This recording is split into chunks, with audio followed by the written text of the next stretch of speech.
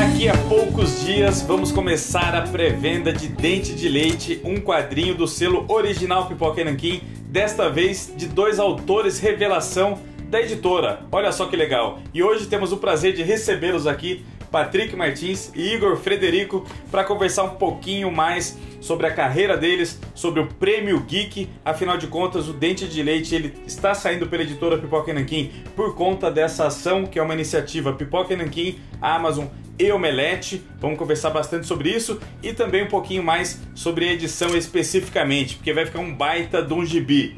Caras, sejam bem-vindos. Valeu, é um prazer encontrá-los aqui. A gente já tinha se trombado nos eventos da vida aí e eu sei que vocês assistem o Pipoca também há algum tempo, né? Então sejam muito bem-vindos. Estão em casa. Obrigado. Estão em casa. Valeu. É uma maravilha estar aqui. É uma honra, principalmente pra mim, eu acho. Que eu que apresentei o Patrick, o Pipoca e Nanquim. Obrigado. Eu vejo há muito tempo, eu tava contando essa história pro Patrick, que eu coloquei no Google.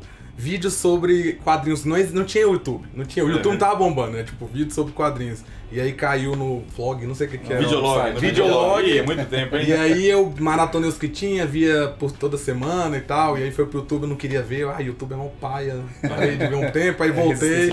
Aí, enfim, aí veio a editora, eu fiquei muito feliz, porque começou a sair os produtos que eu sempre quis, assim, tipo, pô, que massa. E o Patrick entrou junto e a gente, as nossas mulheres já ficam bravas sempre que a gente põe o Pipoca e Nanquim, porque ou a gente vai furar a carteira, ou... Já é garantia de mais uma pré-venda, né? Ou vai gastar uma hora que a gente podia estar vendo uma série junto. Mas é isso aí, é muito massa estar aqui, principalmente como fã também. Muito obrigado, Igor. Eu fico muito feliz de ter vocês no nosso catálogo, cara. Foi nesse esquema do Prêmio Geek, mas é um quadrinho que a gente lançaria tranquilamente se fosse de outras formas também. Porque Dente de Leite é excelente, cara, excelente. Mas antes da gente falar propriamente do quadrinho, eu queria falar um pouquinho da carreira de vocês. Porque vocês são autores revelação em termos editoriais, mas já tem aí uma experiência pregressa fazendo tirinha, fazendo história online. Fala um pouquinho da sua carreira primeiro, Patrick, por Beleza. favor. Tanto eu quanto o Igor, a gente não tinha muita experiência quando a gente se conheceu ali. A gente se conheceu na faculdade de filosofia e nos papos ali sobre cinema e tudo mais, tanto eu quanto o Igor, a gente chegou num consenso comum ali que a gente gostava de quadrinhos e etc. E em Brasília tava tendo um fenômeno de quadrinhos, que eu não sei se você conhece, que era o Batata Frita Murcha. Sim. Que é uma página excelente, para quem quiser acompanhar, ainda tem no Facebook. Eram alguns conhecidos nossos, eles estavam fazendo. Inclusive, nós fomos convidados para fazer algumas tirinhas para eles depois, numa época lá. Legal. E eu e o Igor se animou, a gente começou a ter ideias na faculdade, naquele tempo que a gente ficava lá sentado fazendo vários nada. E aí eu começava a escrever algumas coisas, às vezes eu sugeria uma imagem, às vezes eu só fazia uma espécie de poema e dava pro Igor. E falava, pensa aí as imagens que você quiser, pode ser abstrato, pode ser literal. E aí ele fazia uma tirinha que geralmente era uma página inteira, que era diferente das tirinhas que hoje em dia talvez até bomba mais, né? Que são tirinhas pequenas. A gente começou a postar no Facebook, na página Memórias de um Outro, que ainda existe lá, quem quiser acompanhar. Que ano que foi isso? Inauguraram a página em que ano? 2013. 2013. Então faz já quase 10 anos aí fazendo quadrinhos. Então, quase 10 anos. Sim. Então a gente ficou nessa das tirinhas por muito tempo, a página começou a bombar, começou a ter muita gente nos seguindo lá, e aí com o tempo a página foi ficando morna, assim, porque o Facebook no geral foi decaindo, assim, e a gente saiu, né? Então o Igor ainda permaneceu fazendo as tirinhas por um tempo, né?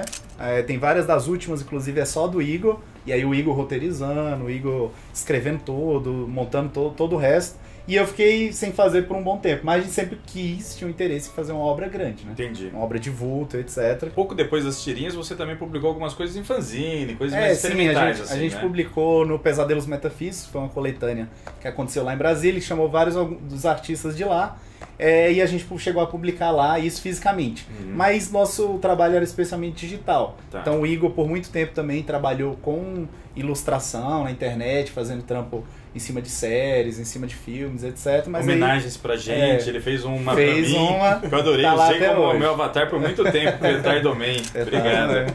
Obrigado. Foi aleatório também, né? E a gente tinha esse interesse de fazer uma obra grande, que talvez não seja o caminho mais adequado para quem tá começando a fazer a entrar no meio dos gibis, mas a gente sempre quis fazer um grande. Lembro de uma vez que a gente chegou a esboçar isso entre uma cerveja e outra, a gente esboçou, acho que uma história de máfia gigantesca. Olha que legal. Você lembra disso? Eu tenho lá uma A gente pegou vários personagens, a gente criou todas umas linhas do tempo lá enquanto bebia, ficou perfeito, não deu em nada. Por um bom tempo aconteceu isso. Às vezes a gente traçava, a gente achou recentemente 10 páginas que ele fez de um quadrinho que a gente não sabe o que era. A gente não sabe mais o que era. Perdeu. Essa cervejinha aí foi longe, hein? Eu cheguei a esboçar tudo, a gente chegou a fazer a narrativa, só que às vezes eu mandava no Facebook, era bem não profissional. Mandava no Facebook, aí se perdia nas conversas. Né? Mas é muito bacana que é uma parceria muito frutífera de vocês dois, então. Além desses trabalhos que o Patrick citou, você publicou alguma outra coisa, Igor? Não, eu cheguei a publicar em alguns gibis independentes, de amigo, mas uma ilustração, como convidado e tal, mas nada muito também grande. E esse era o maior travamento pra nós dois, assim, eu acho. Eu até comentei na Bienal que rolou por agora, mas eu falei assim, a gente foi inventar de trabalhar com filosofia porque quadrinho não tava dando dinheiro pra gente. Vocês estão fazendo isso errado, hein? Em qualquer nível aí tá errado, hein? No jogo da vida, quando você perde, você vira filósofo. A gente tava achando que tava ganhando, mas... Você tem que começar como economista, né? Exatamente. Ajuda, né? Não é recomendável também, mas ajuda. E assim, é intrínseco pra também esse medo, esse temor, porque a gente não tinha uma cena tão grande em Brasília, mas a gente também era de periferia, então a gente não tava onde tava acontecendo também. Entendi. Então pros dois era muito um travamento de, não deve nem ser possível, vamos trabalhar mesmo e tal. Então acabava que eu tinha esse travamento pessoalmente, mesmo assim, tipo eu começava a desenhar, nunca vai ser tão bom quanto X, Y, nunca vou conseguir e tal. Entendi. Ficava nessa trava e aí nunca avançava os grandes. Então, tipo, na tirinha funcionava porque era mais rápido, ou num zinezinho de 4 páginas e tal. Entendi. Mas quando destravou, quando é que veio essa coragem pra se debruçar sobre o Dente de Leite e fazer uma narrativa aí que, poxa, a nossa edição física mesmo vai ter 188 páginas. É um quadrinho de fôlego mesmo, sabe? É uma graphic novel, assim, de respeito, né? Quando é que surgiu essa coragem? Qual que foi o start disso? Eu não sei quando surgiu, porque é isso. A vontade de fazer o quadrinho, tipo uma graphic novel fechada, sempre teve com a gente. A gente é muito fã de graphic novel, de história fechada. Eu adoro série também e tal, mas assim, a gente tem uma admiração muito grande. Um dos meus autores favoritos é o Chris Ware. Eu sempre quis fazer algo meio que, assim, com linguagem legal, mas longo. O Quando foi basicamente um dia, a gente estava indo numa loja de disco excelente que tem lá em Brasília. Um dia você foi lá, a gente Marcondes, sensacional. E aí a gente começou a conversar e bora fazer alguma coisa? Bora. Quais ideias? Aí a gente pensou em mais ou menos umas 5 ideias, se eu não me engano. Umas 5 ideias seria formato de conto. Algumas mais distópicas, algumas bem cotidianas, bem Giro Taniguchi aí, pré-venda em breve aí também. Obrigado pelo jabá. Bem simples. Então, uma, por exemplo, era uma coisa bem básica, assim, que foi uma história que meu pai me contou, que um dia ele chegou em casa e o maior desespero dele foi porque o passarinho de casa fugiu e tinha um gato atrás do passarinho e ele saía correndo atrás do passarinho e era um dilema dele, do medo da morte do pássaro. Aí eu falei pro Igor, acho que dá uma boa história. Legal. É o suficiente para dar uma boa história. E aí, outra, a gente pensou em algo que o Igor ama, o McCarthy também, o Cormac McCarthy, e A Estrada. Então a gente pensou, seria muito massa ter uma espécie de conta comigo com A Estrada. Entendi. Até por isso o Dente de Leite abre com uma citação do A Estrada. Olha só, tá Igor, tudo ligado. Tá tudo ligado, tudo redondinho. A gente pensou assim, a gente queria também fazer um dos contos ser uma mistura de Gip, né? O Gip lá, o Terra dos Filhos, o Gip, o Cormac McCarthy e isso. Então, esse era um dos segmentos e tinha mais outros dois, eu acho. Um que a gente não lembra o que era mais e um que era da velha. Que é da história do Dente Leite que vai sair pelo Pipoca. Que foi a que desenvolveu. Então, dessas 5 histórias, uma semeou mesmo. Sim, e assim, honestamente falando, não tem problema de falar isso, mas as outras não estavam dando, não engatava. Eu olhava assim e eu virei um dia pro Patrick e falei, nossa, Patrick, tá tudo uma bosta. Pós-apocalíptico, já tem tanta coisa e eu não tô afim de desenhar, não tô sentindo no lápis, assim. A gente chegou, foi discutindo, chegou nessa história. Não, mas a da velha eu me conecto a ele, mas eu também. É tipo, vamos desenvolver ela sem o pós-apocalíptico. Aí a gente começou a trazer influências externas também, então a gente começou, uma das principais referências foi a Chantal Akerman, que é a cineasta franco-belga lá. Boa referência, assim, boa referência. A Chantal Akerman, ela foi uma referência tanto visual quanto de história pra gente também. E aí eu comecei a pegar algumas referências de cinema pra ajudar o Igor a ter um clima da história. Então várias das referências eu mandava pro Igor, ele não seguia ao pé da letra. Era uma questão de do espírito da cena, vamos dizer assim. Justo. Então, por exemplo, eu peguei várias referências do cineasta Kaneto Shindo, já ouviu falar? Sim, claro, o Onibaba, né? Onibaba. Então, eu peguei várias pequenas sequências, que é um cineasta de terror japonês. Embora o quadrinho é muito mais um drama familiar, tem algumas dessas referências e comecei a mandar pro Igor. Então, aquela sequência da floresta, ela é muito inspirada nesse tipo de terror japonês. Então, as árvores, parece aqueles bambus do Onibaba. Sim. Então, o Igor pegava algumas coisas, mas ele dava uma marca completamente diferente ali pra obra. Eu sei que o Igor trouxe muito também do que ele gosta, né? Tem muito do Parker também, uma sequência lá, principalmente o Parker do Darwin Cook, né? Principalmente as cores, assim, era algo que eu sempre quis referenciar.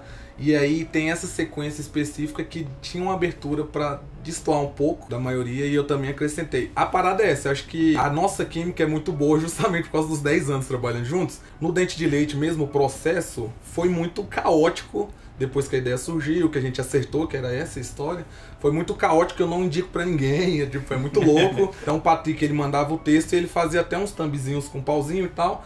E dali um pouco eu cancelava as 2 páginas que ele mandou, eu colocava tudo em uma, eu acrescentava mais, mandava pra ele. E normalmente tava tudo certo, assim, tava tudo ajeitado porque ele sentia, não, Igor, melhorou mesmo. Antes de eu perguntar pra vocês o tempo que vocês levaram pra fazer, acho que é legal a gente passar aqui. Claro que no programa de pré-venda a gente vai detalhar mais sobre o que é o Dente de Leite, mas basicamente é um drama sobre uma senhora muito solitária lidando ali com uma crise existencial, né? Muito por conta do passado dela, de uma maternidade compulsória e tal. Ela sofre muito, é uma história sobre abandono familiar, né? E é um quadrinho ousado, um quadrinho, para ser o primeiro de fôlego de vocês, ele é ousadíssimo, sabe? Precisa parar e prestar muita atenção nele para entender tudo que tem. E agora, vocês me contando esse estofo todo que tem de cinematográfico, literário, eu entendo a complexidade desse quadrinho, sabe? E isso é louvável, cara. Eu acho um dos quadrinhos mais ousados que vai ser lançado no Brasil este ano. Orgulho, eu fico feliz, mas eu fico feliz de ouvir isso também, porque uma das coisas que em algum ponto a gente começou a discutir, primeiro era ser honesto com nós mesmos. Patrick, a gente leria? Leria. David Lynch aprovaria? Se a resposta for sim, olha, nós fazemos. Por aí. Excelente, adorei. David Lynch aprova. Chegou um ponto onde era assim, isso aqui tá muito difícil. Você voltaria e releria? Você gosta disso? Então vamos botar fé que as outras pessoas vão ter paciência e inteligência para ler. Com certeza. Então, sim, jamais subestimar, né? Cara? Nunca subestime. Uma das coisas, inclusive, que nos deu esse tchan foi o Miguel Anjo Prado, que vocês lançaram aqui pela editora. Perfeitamente. Que é um quadrinho difícil, né? O traço de giz, mas é um quadrinho que todas as respostas estão ali. Então, nós tivemos o cuidado de fazer a história do Dente de Leite como se fosse um grande quebra-cabeça. E eu imagino que para montar esse quebra-cabeça não é fácil, gente. Montar um roteiro desse não é nada fácil. Como o Igor falou, foi um processo meio caótico. Mas quanto tempo foi de produção e quando que o Prêmio Geek entrou na jogada pro Dente de Leite virar o que virou, cara? Contando pra produção, pro lançamento, foi 3 anos. 3 anos. 3 anos a gente teve essa ideia, foi lá na loja de disco, discutiu. E pro chegar no Prêmio Geek, 3 anos, assim, de produção. E o Prêmio Geek, então, foi super legal porque muita gente se inscreveu. Eles conquistaram isso daí depois de muita votação, né? Passou por pareceristas, voto público e tal. E foi super legal. Pra ser cadastrado no Prêmio Geek, inclusive fiquem de olho aqui no nosso canal, que logo a gente vai fazer um vídeo, porque tá rolando a 2ª edição do Prêmio Geek. Já preparem seus trabalhos. Faça como o Igor, pegue esta dica aqui e já corre com seus quadrinhos aí, porque vai rolar. E desta vez com premiação pro 1º, 2º, 3º colocação, lugar. Eles ganharam como primeiro lugar na primeira versão. Só vocês ganharam o prêmio em dinheiro. O 2º e 3º, infelizmente, não rolou. Mas aí mudou um pouquinho as regras da Amazon. Os 3 primeiros colocados ganharão prêmio em dinheiro. Logo a gente vai contar tudo isso pra vocês. O que foi muito legal, porque quando vocês lançaram online, já gerou uma repercussão. Se você entrar agora na Amazon e procurar Dente de Leite, vai ver lá o arquivo online para Kindle e já tem, sei lá, mais de 100 avaliações com nota 4.5. De 5 estrelas, vocês têm 4.5 de mais de 100 leitores aí. Você vê que não subestimar os leitores foi ótimo, porque uma galera entendeu o quadrinho sim, curtiu muito o quadrinho e sacou essas referências, sabe? Eu acho muito maneiro de acompanhar isso. E o esquisito é que, de verdade, tipo, as primeiras 10 devem ser de amigos que a gente pediu pra dar. O resto é a galera. Surgir naturalmente, e tem umas muito interessantes de gente falando assim, comecei a ler, ia desistir, mas algo me fez voltar, reli e é muito bom. Enfim, mas escreve uma resenha mais detalhada. Uma coisa que a gente queria, que é uma coisa que a gente acha uma delícia quando a gente lê o próprio Traço de Giz, que é uma referência, inclusive pro nosso próximo quadrinho já tem uma referência lá do Opa, já tem próximo, é legal, né? Notícia quente. Aí o nosso próximo já tem alguma coisa de Miguel Anjo Prado também, que a gente gosta dessa leitura que você sente que você precisa ler uma segunda vez pra pegar coisas. Porque a gente vai jogando as pistas. Então tem um detalhezinho, que eu nem vou contar aqui, porque eu e o Igor a gente gosta desse detalhe, mas que tá lá atrás e quase ninguém pega. A gente até queria saber se você pegou. E que tem uma resposta lá pra frente. Então a gente criou uma espécie de quebra-cabeça que ele vai se completando. E a gente queria essa coisa meio lacunosa. Assim. Eu adoro me sentir desafiado com qualquer obra, cara. Eu acho fundamental a experiência. No começo desse ano a gente lançou o Celeste, que é bem essa pegada, assim. Você conseguir desvendar ali os caminhos, né, as veredas ali que você consiga abrir pra você entender a obra. E depois de desvendado, cara, aquilo se torna parte de você indissociável. Assim, é muito gostoso resolver esses mistérios, né, cara? Eu acho uma delícia. Ó, parabéns pelo quadrinho de vocês. Agora, a gente tá trabalhando na edição, tá ficando bonita pra caramba. E eu digo pra vocês, é um prazer muito grande poder dar pitaco nessa história aí, cara. A história tá pronta, tá perfeita, mas aí a gente pode dar pitaco na capa, dar pitaco no balonamento. E como é que tá sendo pra vocês trabalhar com a editora Pipoca Nanquim? A primeira editora de vocês, tá sendo complicado, tá sendo bom? Como é que tá sendo? Não, a pior parte... Pode mentir, não tem problema, eu tô aqui. A pior parte pra mim é só a ansiedade de ver pronto. Fora isso, só me surpreendeu que eu achei que talvez, tipo, dava insegurança de, nossa, Patrick, fica preparado, se eles pedirem pra mudar uma cena ali e tal, a gente vai ter que ter um contra-argumento. Isso pode acontecer até o momento de ir pra gráfica. Vai chegar uma hora, ixi, puta, isso aqui tá esquisito, hein? Mas foi algo que a gente, dos dilemas que a gente teve no editor e que fazia parte, a gente já tinha discutido isso, que é trabalhar no editor é também fazer, né, concessões, abrir mão de algumas coisas, etc, porque é o trabalho em conjunto, né? E que durante o processo a gente aprendeu uma coisa. Tanto eu quanto o Igor tinha até mais resistência e ele acabou ficando mais deslumbrado com isso, que é o que as outras pessoas poderiam trazer. Foi algo que tu falou muito lá na Bienal, de como as pessoas, às vezes, próximas, que liam e começavam a comentar pequenas coisas e que a gente foi mudando e foi ficando cada vez melhor. Então tem coisas que às vezes a gente tinha uma ideia ali e ela foi se desenvolvendo a ponto de ficar muito, mas muito melhor do que a gente tinha imaginado. Eu acho que quando a gente entrou para dialogar com a editora, uma das coisas que a gente sabia eu imagino que o que eles pedirem é algo para melhorar, nunca vai ser para piorar. Justo. Então é algo que a gente não teve nenhum atrito. Das coisas que vocês pediram a gente achou sensacional, as mudanças ficaram muito boas. A da capa, vocês viram a minha reação lá, foi... A capa ficou espetacular, cara. Guilherme Barata, você é um deus. Fora isso, tem um balonamento novo do Orion. A primeira vez foi sua esposa que fez, a Ana, aí que tá, né? Esse trabalho coletivo, e eu aprendi muito vendo o vídeo do Pipoca, vendo o Sidney Guzman, que assim, a edição ela é um trabalho hercúleo, então não se sinta, eu sou o dono da verdade. Então, na verdade, assim, a ideia a gente já tinha e confiava nela, mas você manda pra alguém ler isso e você percebe o que tá confuso e o que é ruim. E aí o ruim a gente mudava. Uma coisa que o Faulkner sempre fala e que norteou o nosso trabalho é aquela frase Kill Your Darlings, que é você tem que matar seus queridinhos, né? Você tem que tirar aquilo que é o excesso, aquilo que não tá funcionando. Então, essas concessões, tanto eu quanto o Igor tinha que fazer às vezes. Sim, algumas coisas são demais, vamos tirar isso aqui. E outro exemplo vamos simplificar. Abaixar a cabeça que, por exemplo, eu mesmo não sou um bom revisor de texto, eu não tenho tanto vocabulário.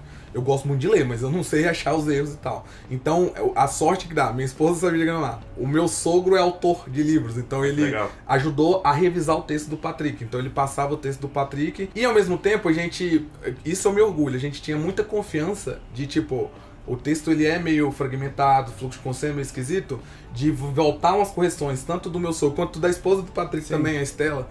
Ela é professora de português, ela também revisou. Ou seja, assim, o meu maior medo era revisão de texto.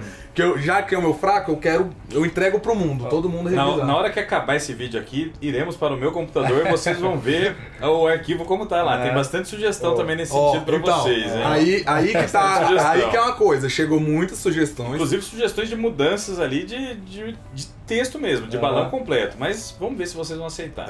Então. Mas aí o que eu acho que rolou foi muita personalidade nossa. Tipo, a gente pode rearranjar isso aqui pra ficar correto, mas nesse caso a gente não quer. Nesse caso a gente não quer. Tinha algumas estranhezas, às vezes, do texto, que às vezes apontavam, mas a gente queria manter a estranheza do texto, inclusive porque ela serve, às vezes, a algo que acontece na história. Justo. Então, que ela reverbera, tem um eco na história. E uma das coisas que eu lia muito quando eu escrevi a história e comecei a colocar no texto, foi As Meninas da Lídia Fagundes Telles. Que aí eu comecei a ver algumas construções bem malucas e que funcionava, assim. Funcionava pra contar história. Chegou a ler? Não, é sensacional. Hein? Mas aí eu acho que isso até preparou a gente pra quando chegasse um Pipoca Nanquim e a gente ia ali agora ver esses problemas de revisão, a gente ter humildade também de aceitar os que a gente sabe que é correto. Sim, e é ok, e foi muito legal isso. Foi uma experiência que eu falei na Bienal, me deixou mais humilde na vida mesmo, porque tem muita gente, como eu até tenho às vezes, tem muita trava de aceitar a ideia, uma ajuda que é pra melhorar, não é pra piorar. Se é pra piorar, igual eu vou dar um exemplo também pra ilustrar isso. Um dia a gente mandou uma versão do quadrinho pra minha esposa leu e a esposa do Patrick leu, e ela mandou assim: por que vocês não põem X coisa numa ordem? Porque tá muito difícil. Que talvez a gente tenha que mudar, mas vai ficar ruim, eu acho. Eu mandei, né? Tipo, ficou processando. Acho que é melhor, talvez, vai ficar muito complexo. Não vou conseguir. Eu peguei o celular. Patrick, vai ficar uma bosta. Tipo, eu não consigo, não faz sentido, a gente tá empobrecendo, tá deixando mais burro, não vamos aceitar. Aí ele, não, vai ficar muito bosta. Ao mesmo tempo, você vê que até nisso a gente tem uma sintonia, assim. E aí, tinha um prêmio valendo. E a gente, não, mas se o prêmio for justo, ele vai ler e vai analisar pela estética mesmo. Então, coloca aí. E deu super certo. Mais de 100 reviews lá, só no online. Todo o Prêmio Geek funcionou como um filtro fantástico isso. Porque teve a leitura dos pareceristas, que são todas pessoas tarimbadas do mercado para escolher. Depois do público, depois da pré-seleção envolvendo o pessoal do Omelete, aqui a nossa redação. Então ele já é um quadrinho que já veio preparado. Esses 3 anos, o esforço que vocês tiveram nele valeu muito a pena, cara. E daqui a pouco ele vai chegar impresso no papel, que acho que é o sonho de vocês, né? Aí eu acho que falta pouco. Não tem gente que não tem talvez a compreensão, porque eu acho que a maioria da galera que já veio aqui já tinha publicado, nem que seja coisa independente e tal, mas assim, é muito esquisito pra gente. Na hora que a gente tocar no livro, a imunidade cai. Ter o primeiro livro físico do Pipoca Nanquim. Os fãs do Pipoca sendo publicado pelo Pipoca, ganhando prêmio, é esquisito. E aí eu acho que disso tudo serve até como dica pro próprio Prêmio Geek, que é: bote fé no seu trabalho, assim, e não faça pros outros, faça o seu trabalho, o que você acredita. Tenta responder pra você mesmo. Pra você mesmo. E tem muita gente que, sei lá, pro próximo vencedor aí, quem ganhar, vão falar que ganhou porque, sei lá, porque é marmelada, não sei. A gente não tem nem 1000 seguidores no Instagram, tem muito pouquinho. A gente não conhece ninguém. A gente correu atrás de tio, mãe pra ajudar, pra votar e tal. É tudo fruto do bom trabalho. E a gente botou fé no trabalho e me deixa muito emocionado, por exemplo, você falar que, é um quadrinho corajoso, é um quadrinho, né? Isso me emociona de verdade, porque a gente, em momentos, teve, né, pôs um pé atrás. Será? Vamos mudar, deixar fácil. Deu tudo certo, fiquem tranquilos. A pré-venda começa em breve e o lançamento mesmo finalzinho de agosto. Falta pouco, segura a ansiedade aí. Já foi tanto tempo de trabalho, agora falta muito pouco. Menos de um mês e pouquinho, teremos esta maravilha abrilhantando o nosso catálogo. E eu me despeço agradecendo a vocês pela confiança, pela parceria e pela amizade. Que isso, obrigado pelo carinho, cara. Está sensacional, muito legal trabalhar com vocês. Que seja o primeiro de muitos. Deixa aqui nos comentários o que vocês acharam desses 2 novos autores chegando com o pé na porta no mercado editorial brasileiro. E a gente se vê no próximo vídeo. Valeu, tchau galera. Falou!